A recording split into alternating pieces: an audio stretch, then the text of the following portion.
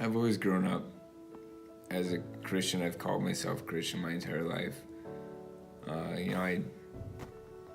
I grew up a Lutheran. I was baptized as a Lutheran. Growing up, I was attended Sunday school. I attended confirmation. I went to youth group. As an adult, I would go to church infrequently. I always called myself a Christian until a couple years ago, I guess. When I was 21 or 22, I was working for my stepdad up at his farm. And we were both sitting there in the kitchen one night, and the phone rang, and he answered it. And the next several minutes were a lot of no ways and really, and again, no way. And he got off the phone, and I looked at him and I said, "What's up, Dean?"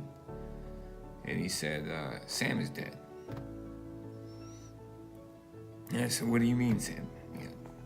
Obviously, I knew, but I didn't want to know. And he said, "Samantha, she was killed today." And it was a huge moment for me in my life. I completely turned away from God after that.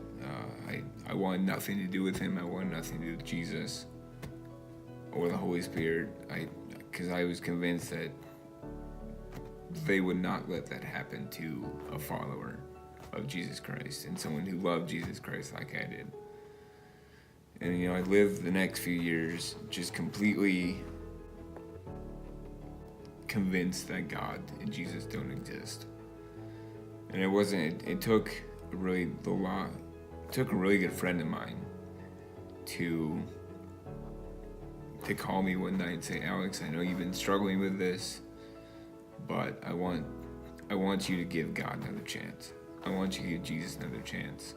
And I want you to go to church this Sunday and just listen once. If it's not for you, it's not for you." And I took her advice, and I went to Bethel here. And the next hour and a half were just spine tingling. It felt like Randy was really talking directly to me. Like Jesus wanted me to hear what Randy was saying.